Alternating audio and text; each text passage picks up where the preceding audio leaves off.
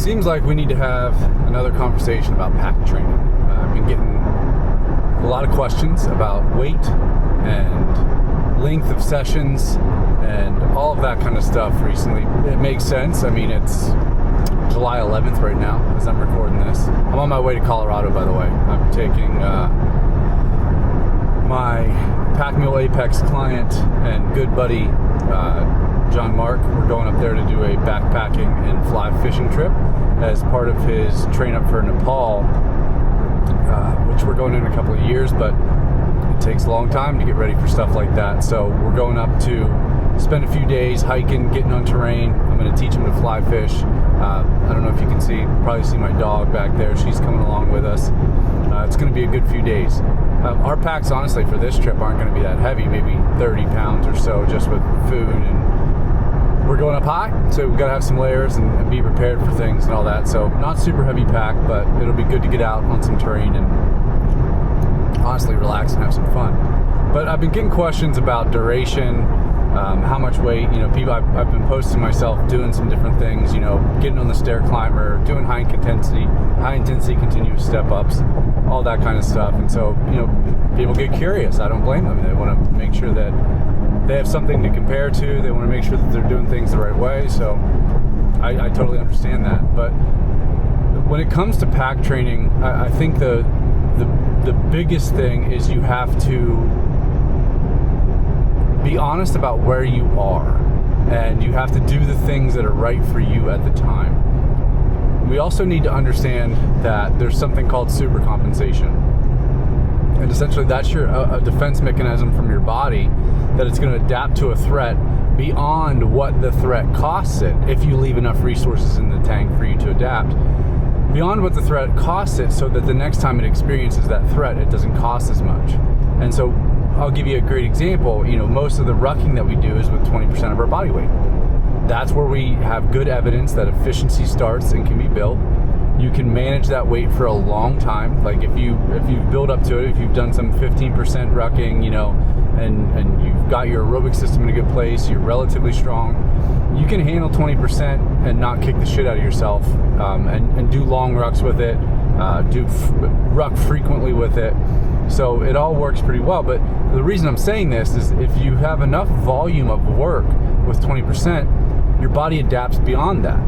And so that, 25%, 30% of your body weight, all of those kind of things, all of those kind of loads, your body can handle them. So that's one of the things that we have to keep in mind, because I think people, they're like, well, my elk load or my sheep load is 60 pounds, so I have to ruck with 60 pounds, so I'm used to it. To a degree, you have to touch it sometimes, but you don't have to do all of your workouts all the time with your pack out. And also, or thinking like, well, I'm going to be hunting moose, or I'm going to be hunting elk, and, a quarter is going to be 80 to 125 pounds or something like that. So I need to ruck with that and all the time. And so I know what it's like. And so I build the fitness to do it. And that's just not true. You don't have to do that. One of the things that you need to do is have some kind of assessment of where you're at. And we talked about benchmarks, not last episode, but I think the episode before, or maybe it was last. Either way, we talked about benchmarks recently. What can you do in the 10-minute step-up test? That gives you a lot of information about what you can manage from a pack weight perspective. If you're only getting 200 step-ups, well, your pack capacity isn't super high. It's only 200 step-ups on a 12-inch box over 10 minutes with 20% of your body weight in your pack. You have volume to build. You likely have strength to gain. You likely have muscular endurance to gain. And you need to spend time under your pack. If you can fly through that with 400 step-ups, you can handle a lot of weight, and so you need to have some assessments. Another one that I talked about on the benchmarks is, can you do an hour on a 15% incline while maintaining your heart rate in zone 2, if you know what your zone 2 is approximately. It's always an approximation, but it's not costing you a lot.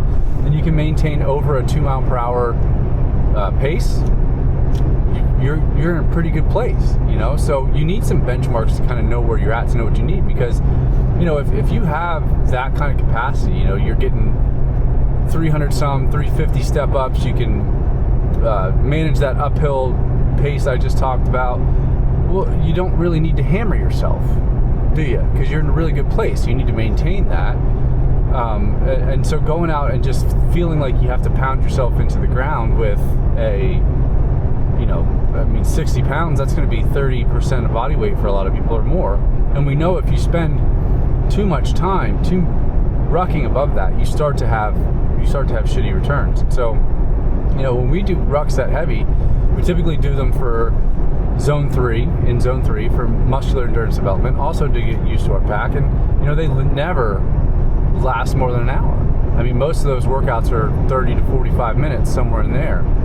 And because we want to limit the exposure risk. Also, you're going to get what you need out of it in that amount of time.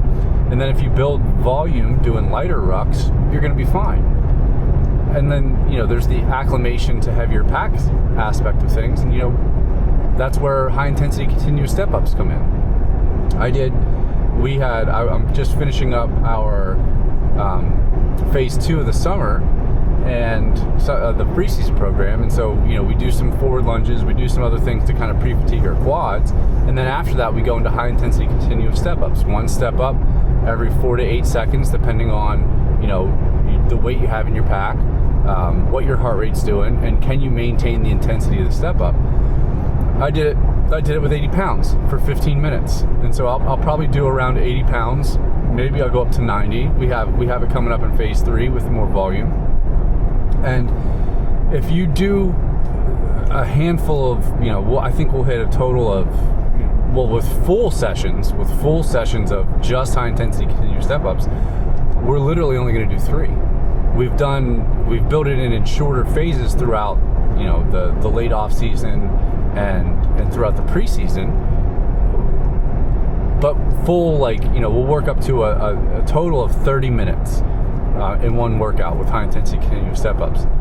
A few of those is plenty. So you're acclimated to heavier weight. You know what it feels like. You've done the step ups to build the fast twitch muscular endurance that you need, and you get what you need out of it. And so you create this nice little sandwich of volume with a lighter load that you can be efficient with, and then a really heavy load that trains you to not only understand what it feels like to be under your pack when that's heavy, but gives your body what you need from it, from both a building your frame standpoint, but also a muscular endurance standpoint.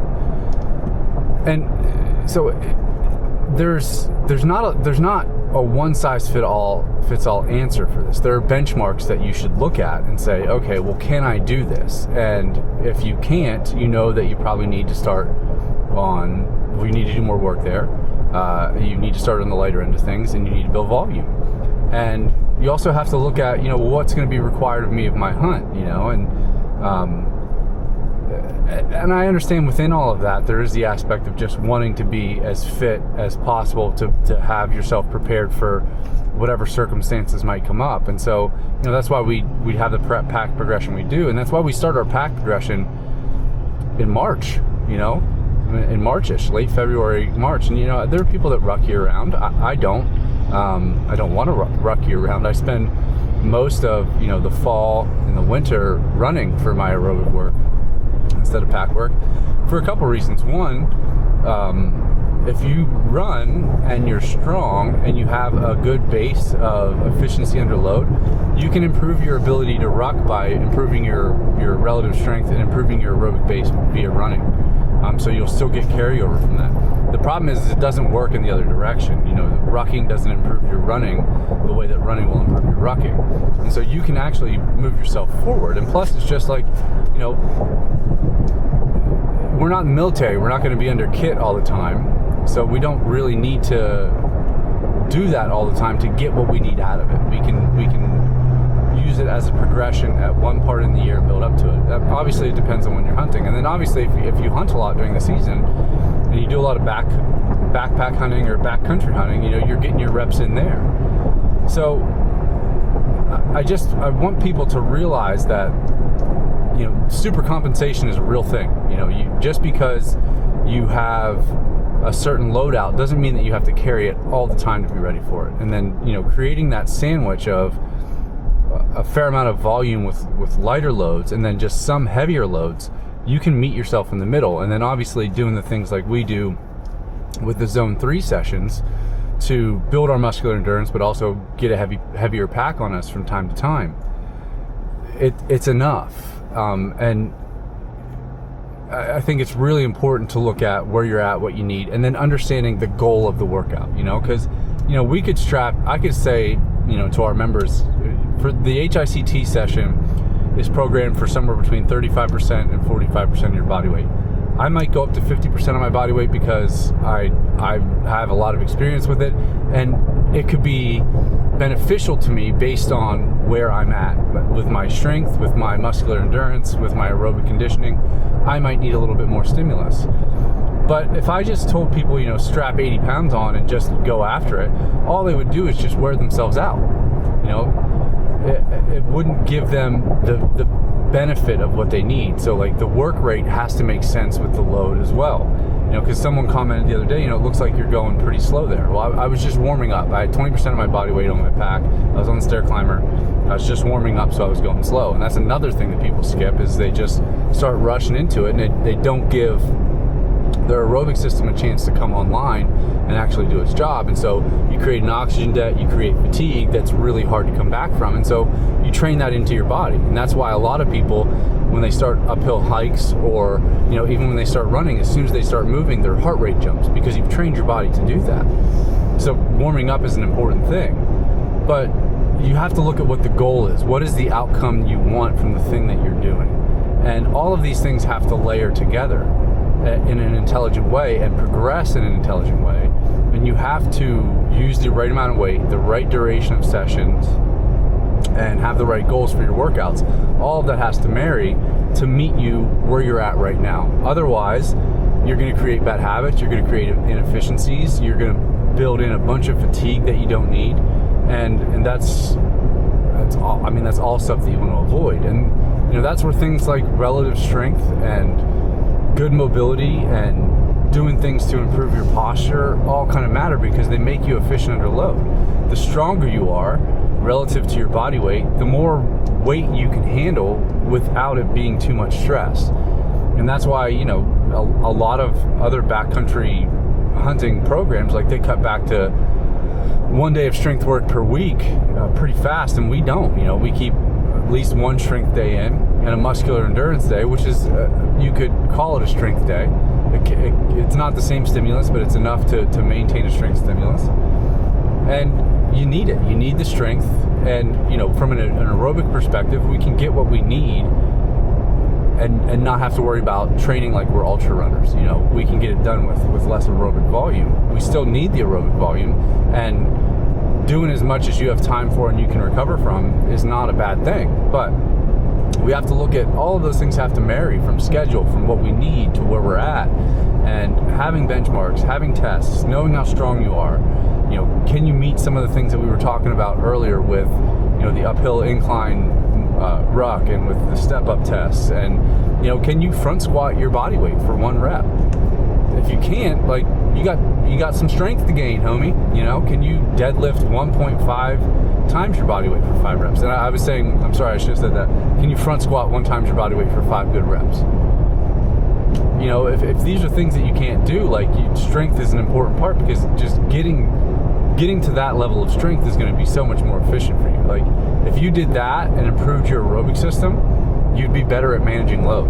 And then add in an appropriate amount of rucking with an appropriate amount of weight, and you'll be even better. So all of these things have to touch. It's not just how much weight should I do, how long should I do it for, all of that kind of stuff. It really, and I know I say it depends all the time, but it's not a cop-out answer. You need information. It depends on where you're at, what you're doing, what your hunt is, what your goals are. All of these things have to touch on the same circle for you to do the right things for yourself at the right times. Otherwise, you're just working to work, and you're not moving yourself forward to in the degree that you should. So I just wanted to have another truck podcast conversation with you about rucking, what makes sense, carrying loads, because I've just been getting a lot of questions about it lately. So I wanted to put this information out there to give you something to think about. If you have questions, shoot them over. Go out and try the incline, the incline benchmark. Can you go for an hour on a 15-degree incline at 2 miles per hour faster and stay in zone 2? Can you get over 300 step-ups on our step-up test? You know, and that'll tell you a lot about where you're at and what you need to do. So just use workouts the right way, have a goal for them, know what they're supposed to develop, and follow a progression, because otherwise you're just kind of throwing shit at the wall and seeing what sticks.